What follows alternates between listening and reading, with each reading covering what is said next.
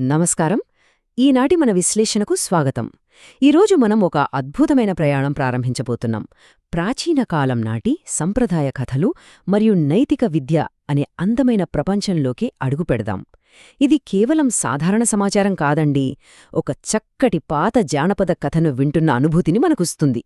ఎందుకంటే కథలు వినడం అంటే మనందరికీ ఎంతో ఇష్టం కదా.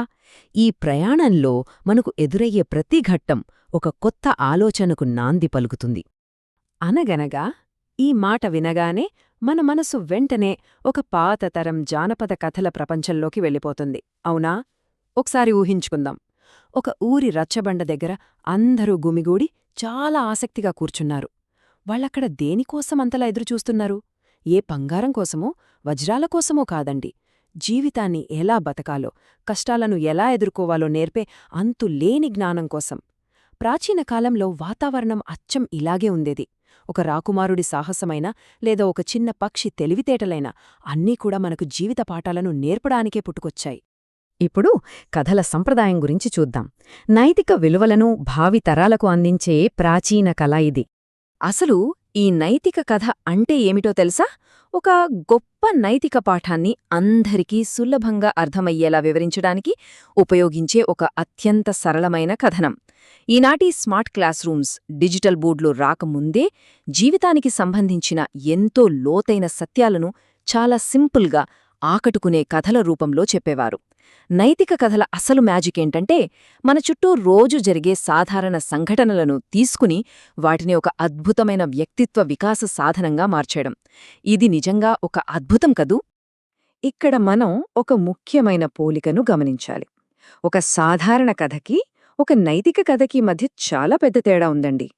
సాధారణ కథ మనకు కొద్దిసేపు మాత్రమే వినోదాన్ని పంచుతోంది. అవి గాలికి కొట్టుకుపోయే ఎండుటాకుల్లాంటివి. ఆ క్షణం నవ్వుతాం, ఆ వెంటనే మర్చిపోతాం. కాని నైతిక కథ అలా కాదు. అది జీవితకాలం పాటు మన వ్యక్తిత్వాన్ని తీర్చిదిద్దుతుంది. ఒక శిల్పి పనికిరాని బండరాయిని అద్భుతమైన శిల్పంగా ఎలా అయితే మారుస్తాడో, ఒక మంచి నైతిక కథ కూడా ఒక సాధారణ మనిషిని అంతటి గొప్ప వ్యక్తిగా మలుస్తుంది. తరువాత నైతికత అనే విత్తనాన్ని నాటడం. ఒక పాఠం అసలు ఎలా వేళ్లు ఊనుకుంటుంది అనేదిప్పుడు తెలుసుకుందాం. ఇది అచ్చంగా ఒక మొక్కను పెంచడం లాంటి ప్రక్రియ అండి. మొదటి దశలో మనం ఆసక్తిగా కథను వింటాం, అంటే మన మనసులో ఒక మంచి విత్తనం నాటబడిందన్నమాట. రెండో దశలో ఆ కథలోని అంతరార్థాన్ని, పాఠాన్ని మనం స్పష్టంగా అర్థం చేసుకుంటాం.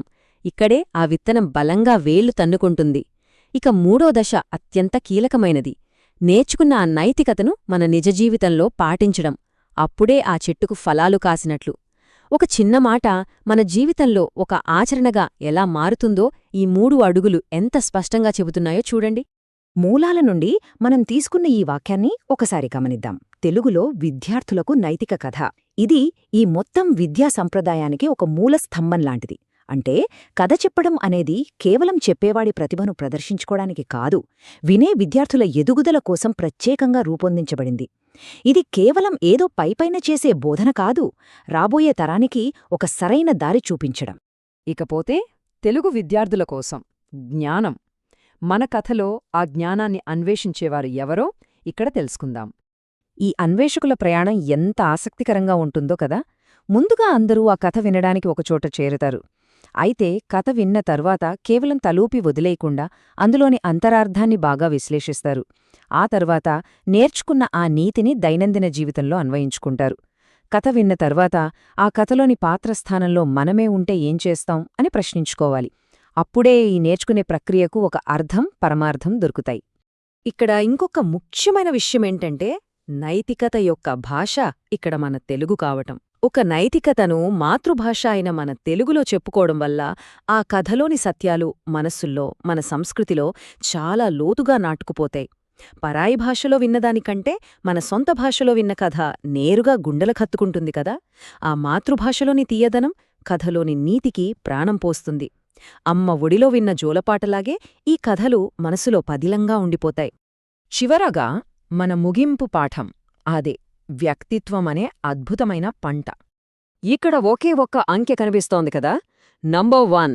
అవును, 1. ఎందుకంటే ఒక విద్యార్థి యొక్క ఆలోచనా విధానాన్ని మంచి వైపుకు శాశ్వతంగా మార్చడానికి సరైన సమయంలో చెప్పబడిన ఒకే ఒక్క మంచి నైతిక కథ సరిపోతుంది. చరిత్రలో ఎంతోమంది మహానుభావుల జీవితాలను కేవలం ఒక్క సంఘటన లేదా ఒక్క కథే పూర్తిగా మార్చేసింది. ఆ ఒక్క కథే మనలోని చీకటిని తరిమేసే చిరు దీపంలాంటిది.